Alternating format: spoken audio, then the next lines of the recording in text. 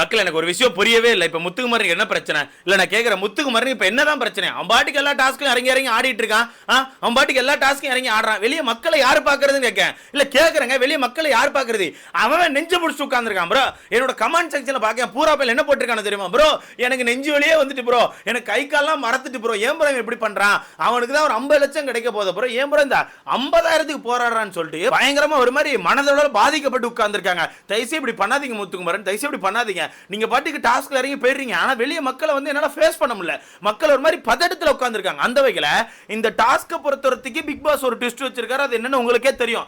இந்த டாஸ்க பொறுத்தவரைக்கும் இந்த பணப்பெட்டியில வரப்போற அமௌண்ட் எல்லாமே பிரைஸ் அமௌண்ட்ல தான் லெஸ் ஆகும். ஓகேவா? டைட்டில் வின்னருக்கான பிரைஸ் அமௌண்ட்ல தான் லெஸ் ஆகும். அந்த டைட்டில் வின்னருக்கான பிரைஸ் அமௌண்ட்ல லெஸ் ஆகும் அப்படின்னு சொல்லி சொன்னோனே வீட்டுக்குள்ள இருக்க நிறைய பேர் ஷாக் ஆயிட்டாங்க. இப்படி வீட்டுக்குள்ள இருக்க எல்லாருமே ஷாக் ஆகி ஒவ்வொரு மூலையில உட்கார்ந்துட்டாங்க. ஆனா இப்போ வரதுக்கு வீட்டுக்குள்ள ஒருத்தவங்க வந்து நான் ஆடணும், நான் எப்படி ஆடணும், என்னோட மக்களுக்காண்டி ஆடணும்னு சொல்லிட்டு இருக்காங்க. அது யாருன்னு சொல்லி நான் கடைசியில சொல்றேன். அண்ட் அப்படியே சின்ன உதவி, அப்படியே எப்பவும் போல மறக்காம இந்த வீடியோ லைக் பண்ணி சேனலை சப்ஸ்கிரைப் பண்ண ரொம்ப பெருமையா இருக்கு. ஆனா முத்துக்குமரன் ஒன்னு சொன்னா ப்ரோ, நான் ஆடி போயிட்டேன். முத்துக்குமரன் சொன்னதை பார்த்து டேய் இப்பெல்லாம் பண்ணுவியாடா, உண்மையாவே இப்படி பண்ணுவியா இல்ல யோசிக்கிறியா இல்ல மக்கள் கிட்ட ஒரு மாதிரி ஒரு பாயிண்ட் ரெஜிஸ்டர் பண்றேன்னு சொல்லி பண்றியாடான்னு சொல்லிட்டு எனக்கு டவுட் வர அளவுக்கு ஒன்னு பேசுறான் ப்ரோ. என்ன தெரியுமா ஒன்னு சொல்றான், பாஸ் ஒரு டாஸ்க் கொடுக்குறாங்க. அப்படியே பாஸ் ஒரு டாஸ்க் கொடுக்குறாங்க, அந்த டாஸ்க்கை நான் பண்ணியே தீர்வேன். ஏன்னா பாஸ் எனக்கு இப்போ ஒரு சவால் வைக்கிறார். 100 நாள் இந்த வீட்டில் உழைப்ப போட்டப்பா, நான் கடைசி உனக்கு ஒரு டாஸ்க் கொடுக்கேன், அப்படியே கடைசி ஒரு டாஸ்க் கொடுக்கேன், அந்த டாஸ்க்கை உன்னால முடிஞ்ச ஜெயிச்சு காமின்னு சொல்லிட்டு பாஸ் எனக்கு ஒரு சேலஞ்ச் கொடுக்காரு. அந்த டாஸ்க்கை நான் பண்ணுவேன். அது நான் பணத்துக்காண்டி பண்ணல, அந்த டாஸ்க்கை நான் பண்ணணும். இந்த சீசனோட கடைசி டாஸ்க், அதனால நான் கண்டிப்பா பண்ணுவேன். தோக்குறோன்னா ஜெயிக்கிறோம், எனக்கான உழைப்பு அங்க இருக்கும்.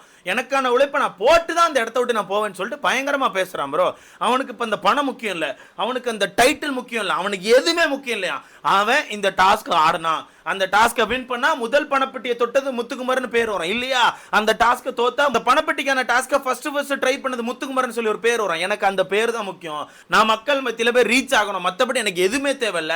நான் சும்மா உட்கார்ந்திருந்தேன் சொல்லி மக்கள் யோசிக்க கூடாது, நான் சும்மா உட்கார்ந்திருந்தேன் சொல்லி மக்கள் பார்க்க கூடாது. ஓகேவா? ஒரு டாஸ்க் கொடுத்தாங்க, அந்த டாஸ்க்ல முத்துக்குமரன் உடனே இறங்கி ஆடினான்னு சொல்லி தான் மக்கள் பார்க்கணுமே தவிர நான் சும்மா இருக்கதா மக்கள் பார்க்க கூடாதுன்னு சொல்லிட்டு பயங்கரமா இறங்குறான் ப்ரோ. இதுல என்னால ரெண்டு டைப்பா அந்த வீட்டுல ஆட்களை பார்க்க முடியுது. டாஸ்க் வந்து பிக் பாஸ் அனௌன்ஸ் பண்ணும்போது முத்து விட்ட பயங்கரமா பேசுறாரு, உன்னோட கட்ஸை பாராட்டுறேன், உங்களோட 100 நாள் உழைப்பை கண்டிப்பா இது விட்டுறாதுன்னு நினைக்கிறேன்னு சொல்லிட்டு நிறைய பாராட்டுகள் கொடுக்குறாரு, பயங்கரமான பாராட்டுகள்.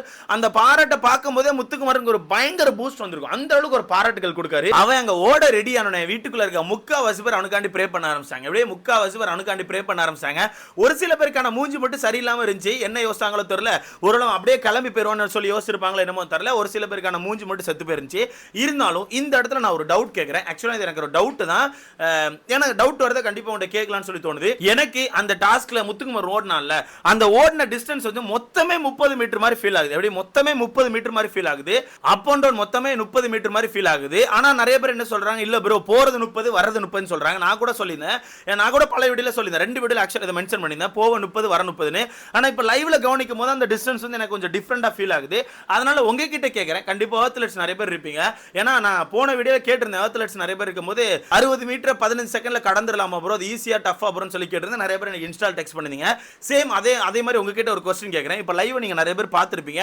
அந்த டிஸ்டன்ஸை பார்க்கும்போது மொத்தமே 30 மீட்டர் ஃபீல் ஆகுது. ஏன்னா அந்த வாசல்ல எடுத்தோனே ஒரு பெண்ட் தான். ஓகேவா? அந்த டாஸ்க அந்த வாசல்ல எடுத்தோனே ஒரு பெண்ட் இருக்குது. டப்புன்னு பெண்ட் எடுத்து நேரா ஓடுறான், நேரா போனா பணப்பெட்டி எடுத்து நேரா உள்ள வந்து டக்குன்னு வீட்டுக்குள்ள வரான். அவ்வளவுதான் டிஸ்டன்ஸ். ஓகேவா? சோ இத பார்க்க மொத்தமே 30 மீட்டர் ஃபீல் ஆகுதா, இல்ல ப்ரோ அப் அண்ட் டவுன் மொத்தமே சேர்த்து 60 மீட்டர் வரும் ப்ரோ, ஒரு தடவை போறதுக்கு 30 மீட்டர் மாதிரி உங்களுக்கு ஃபீல் ஆகுதான்னு சொல்லிட்டு மறக்காம எனக்கு கமெண்ட் செக்ஷன்ல போடுங்க. எனக்கு தோணிச்சு கேட்கணும்னு சொல்லி அதனால கேட்கறேன். ஓகேவா? ஏன்னா என்னால நிறைய கமெண்ட் பார்க்க முடிஞ்சு லாஸ்ட் வீடியோல, இல்ல ப்ரோ அது மொத்தமாவே 30 மீட்டர் தான் சொல்லிட்டு. அதனால வீடியோல உங்ககிட்ட கேட்டா நிறைய பேர் அதை கிளாரிஃபை பண்ணுவீங்களான்னு சொல்லிட்டு நான் கேட்கிறேன். அது எவ்வளவு மீட்டர் சொல்லி மறக்காம கமெண்ட்ல போட்டுருங்க. அந்த டாஸ்க்ல முத்துக்குமார் இறங்கியாச்சு, எல்லாரும் கை கொடுக்குறாங்க. இல்ல சௌந்தர்யா என்ன சொல்றாங்க தெரியுமா, விட்றாத குமரா விட்றாத முத்து அப்படி சொல்லி சொல்றாங்க. அந்த பக்கம் பார்த்தா சாச்சனால சாமி கூட ஆரம்பிச்சா, சாமி எங்க அண்ணனை எப்படியாவது உள்ள கொண்டு வந்து சாமின்னு சொல்லி பயங்கரமா யோசிச்சுட்டு இருக்காங்க. டாஸ்க் ஆரம்பிக்குது. பிக் பாஸ் வந்து பயங்கரமா பூஸ்ட் பண்ணி அனுப்புறாப்ல. டாஸ்க் ஆரம்பிக்குது, கதவு பக்கத்துல நிக்கிறான், பஸ்ஸர் அடிக்குது, அடிச்சா டக்கு ஓடி வரான். வரும்போது ஒரு செகண்ட் கவனிச்சிருப்பீங்க, பெட்டி வந்து இடையில ஸ்லிப் ஆகுற மாதிரி இருந்துச்சு. ஓகேவா? அவன் பெட்டியை மட்டும் ஒரு செகண்ட் கீழே விட்டுருந்தா கூட அவ்வளவுதான், முத்துக்குமாரன் அப்படியே தான் வீட்டுக்கு போயிருக்கணும். ஓகேவா? டமா டிமான் ஓடி பிச்சு பிடி உள்ள வந்துட்டான். எனக்கு தெரிஞ்சு மூச்சு பிடிச்சி ஓடி இருப்பான்னு நினைக்கிறேன். மூச்சை இங்க லாக் பண்ண வந்தான், உள்ள வந்து ரிலீஸ் பண்ணிருக்கான் ரெண்டாவது. ஓகே, அவ்வளவுக்குள்ள மூச்சை லாக் பண்ணி ஓடி இருந்திருக்கான். இங்க வந்து ஒரு மாதிரி கண்ணெல்லாம் பிதிக்கிட்டு அவனுக்கு லைவ் பார்த்தவனுக்கு தெரியும், கண்ணெல்லாம் வெளியே வந்துட்டு ப்ரோ அவனுக்கு ஒரு மாதிரி இப்படி மூச்சு விடுறான். ஓகேவா? அதை பார்க்கும்போது நமக்கு எப்படி ஃபீல் ஆச்சு தெரியுமா, அதை பார்க்கும்போது எனக்கு எப்படி ஃபீல் ஆச்சுன்னா, டேய் அங்க இருக்கிறது 50,000 தான்டா, 5 லட்சமும் 50 லட்சம் இல்ல, வெறும் 50,000. தோத்தா 50,000 கூட உனக்கு கிடைக்காது. 100 நாளுக்கான உழைப்பு போயிடும். வீட்டுக்குள்ள ஒண்ணுமே பண்ணாத சில பேர்லாம் அந்த டாஸ்க்ல இறங்கணுமா என்ன, இறங்கினா ஜெயிக்க முடியுமா என்ன, என்ன பண்ணலாம்னு சொல்லி யோசிச்சுட்டு இருக்காங்க. ஏன்பா நம்ம அந்த வீட்டுக்குள்ள நான் 3 பேரை கணக்கு வச்சேன். விஜய் விஷால், ரயான், முத்துக்குமரன், இந்த 3 பேர் கண்டிப்பா இறங்கி டஃப் கொடுப்பான்னு நினைச்சேன். ஆனா ரயான், முத்துக்குமரன் இந்த 2 பேர் தான் அந்த டாஸ்க்கு முன்னாடி போனாங்க. விஜய் விஷால் என்ன சொல்லிட்டு இருக்கான் தெரியுமா, இறங்கணுமா என்ன, அந்த டாஸ்க்ல இறங்கணும்லாம் அவசியம் கிடையாது, அதனால நான் இறங்கல, எனக்கு இறங்க விருப்பம் இல்லைன்னு சொல்லிட்டு அவன் இறங்கவே இல்லை. அவன் அதுக்குள்ளே போலாம். ஆனா என்னால ஒரு விஷயம் உறுதியா சொல்ல முடியும், அவன் இந்த வீட்டுக்குள்ள பண்ற ஒரு விஷயங்கள்லாம் கவனிச்ச வரதுக்கு அவன் இறங்கினா தோத்துருவான் ப்ரோ. அவன் கண்டிப்பாக அவனுக்கு பயங்கரமாக மூச்சு வாங்கும்னு என்னால் உறுதியாக சொல்ல முடியும். அது எதுக்குன்னு உங்களுக்கே தெரியும். கண்டிப்பாக அவனுக்கு பயங்கரமாக மூச்சு வாங்கும், அதனால் கண்டிப்பாக தோத்துருவான்னு சொல்லி எனக்கு ஃபீல் ஆகுது. அந்த வகையில் முத்துக்குமார் வந்து 12 செகண்டில் வந்திருக்கான். அப்படியே 12 செகண்டில் போயிட்டு பணப்பட்டி எடுத்துட்டு உள்ள வந்துட்டான்.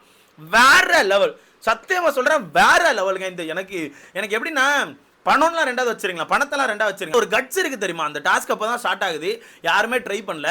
மேபி யாராச்சும் ட்ரை பண்ணி எவ்வளோ வேகத்தில் வராங்க, எப்படி இருக்குன்னு சொல்லி தெரிஞ்சா கூட ரெண்டாவது கூட தெரியாது. அந்த டாஸ்க்கை ஃபர்ஸ்ட் அவன் தான் ட்ரை பண்ண போகிறான். பாதை எப்படி இருக்கும்னு தெரியாது, பணப்பெட்டி எப்படி வச்சிருப்பாங்கன்னு தெரியும், எதுவுமே தெரியாமல் கண்மூடித்தனமா அதில் இறங்கினா தெரியுமா, அதுதான் ஒரு கட்ஸு. கண்மூடித்தனமா இறங்கி ஓடி போய் எடுத்துட்டு வந்து வின் பண்ணிட்டேன். அது உள்ள வந்து ஒன்று சொன்னான் ப்ரோ. எனக்கு அதை பார்க்கும்போது இன்னும் கொஞ்சம் ஃபீல் ஆகுது. அவன் என்ன சொல்கிறான் தெரியுமா, இதை எங்கள் அண்ணனுக்காண்டி எடுத்துட்டு வந்தேன், 50,000 இருந்தா எங்க அண்ணன் எடுத்துட்டு வெளியே போயிருவேன்னு சொன்னான். இது எங்க அண்ணனுக்காண்டி இந்த 50,000 நான் எங்க அண்ணன் தான் கொடுப்பேன்னு சொல்றேன். அது மட்டும் இல்லாம இன்னொன்னு சொல்றேன், இந்த பணப்பெட்டி யாருக்கு கொடுப்பேன் தெரியுமா, இதுவும் எங்க அண்ணனுக்கு தான். இந்த பெட்டியுமே நான் எங்க அண்ணன் தான் கொடுப்பேன். எங்க அண்ணன் தான் 50,000 எடுத்துட்டு அந்த வீட்டை விட்டு போவேன். அதனால எங்க அண்ணனுக்காண்டி நான் சமர்ப்பணம் பண்றேன். இந்த 50,000 இந்த பணப்பெட்டி எங்க அண்ணனுக்கு தான் சொல்றான். அதுக்கப்புறம் ஒண்ணு பண்ணாம ப்ரோ, அதை பார்க்கும்போது இன்னும் கொஞ்சம் எனக்கு வந்து ரொம்ப ஆச்சரியமா இருந்து. ஏன்னா வெளியே கவனிக்கும் போது இந்த 2 ஃபேன்ஸ் மாத்தி அடிச்சுட்டு இருக்காங்க.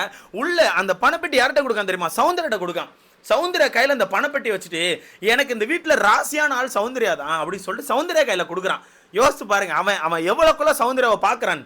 உங்களால் கனெக்ட் பண்ண முடியுது. அவன் சௌந்தர்யா வந்து ஒரு காம்படிட்டரை பார்த்தாலுமே அந்த பொண்ணு ஒரு ராசியான பொண்ணை பார்க்குறான். ஓகேவா, அந்த பொண்ணு கையில் பொட்டியை கொடுத்து, நீயே இந்த வீட்டில் எங்கேயா கொண்டு வைமா, நீ தான் எனக்கு ராசியான ஆள்னு சொல்லிட்டு பணப்பெட்டியை கொண்டு சௌந்தர்யா கையில் வச்சுட்டான். ஒரு மாதிரி செதுக்கிட்டான் ப்ரோ. ஓட்டுகள் தெரிக்க போகுதுன்னு சொல்லி ஆகணும்.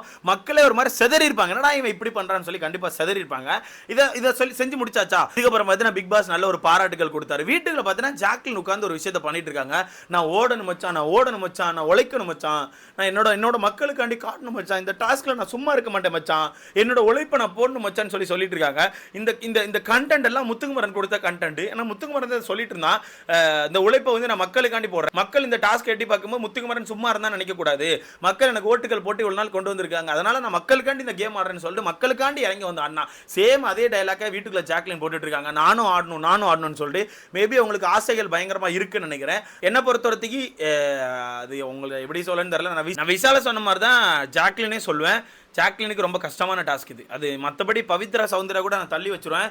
இப்படி ஒரு லாங் டிஸ்டன்ஸை ஒரு ஷார்ட் டைம்குள்ளே வரணும் அப்படிங்கிறது வந்து ஜாக்லினுக்கு ஒரு கஷ்டமான விஷயமா நான் கவனிக்கிறேன். கண்டிப்பாக கஷ்டம் வரும், அது கண்டிப்பாக உங்களுக்கு புரியும் நினைக்கிறேன். என்னால் ஓப்பனாக சொல்ல முடியாது. அது வந்து அடுத்தவங்களுக்கான ஒரு பர்சனல் விஷயம், அதில் நான் போகவே மாட்டேன். அதனால் ஒரு 10-50 சொல்கிறேன், ஜாக்லினுக்கு இது ஒரு கஷ்டமான டாஸ்க். கண்டிப்பாக அவங்க வந்து கலந்துக்கிட்டா ஜெயிப்பாங்க அப்படிங்கிறது வந்து ஒரு லெஸ் சான்ஸ் தான் இருக்குது. மொத்தத்தில் இதுக்கப்புறம் நாளைக்கு தான் டாஸ்க் இருக்க போகுது. ஆனால் என்ன பிரைஸ் அமௌண்ட்லேருந்து இந்த காசு லெஸ் ஆகுதுல்ல, அதனால மேபி இன்னும் கொஞ்சம் ஜாக்லின் அவர்கள் டல்லாக இருக்காங்க எனக்கு தோணுது. ஏன்னா அவங்க அந்த வீட்டுக்குள்ள வந்ததுலேருந்து பிரைஸ் அமௌண்ட் நிறைய இடத்துல சொல்லிட்டு இருக்காங்க. முக்கியமாக முத்துக்குமரன் ஜெயிப்பான்னு சொல்லி இந்த வீட்டுக்குள்ள நிறைய பேர் சொல்லும் போது கூட முத்துக்குமரன் நிறைய இடங்களில் ஒரு கான்வர்சேஷன் வச்சிருக்காங்க. அந்த டைட்டில் நீ எடுத்துக்கோ, 50 லட்சத்தை என்கிட்ட கொடுத்துருன்னு சொல்லிட்டு. ஸோ அந்த விதத்தில் எனக்கு என்னமோ அந்த 50 லட்சத்துலேருந்து காசு கம்மியாதுன்னு உங்களால் ஏற்றுக்க முடியல போல. மேபி எனக்கு தெரிஞ்சு நாளைக்கு இறங்கி டாஸ்க் ஆடினாலும் ஆடுவாங்க. இன்னைக்கு நைட்டுக்குள்ள நமக்கு இன்னும் நியூஸ் கிடைச்சாலும் கிடைக்கும். ஜாக்லின் எவிக்ட்னு சொல்லிட்டு, ஜாக்லின் எவிக்டா, பவித்ரா எவிக்டா, விஜய் விஷால் எவிக்டா, இல்ல சௌந்தர்யா எவிக்டா, யாரோ ஒருத்தர் எவிக்ட் ஆக போறாங்க. ஆனா டஃப் கொடுக்கிறது உண்மையான 2 டாஸ்க் பீஸ்ட் யாருன்னு கேட்டீங்கன்னா ரயானும் நம்ம முத்துக்குமரன் மட்டும் தான். செதுக்குறானோ ப்ரோ, செதுக்குறானு.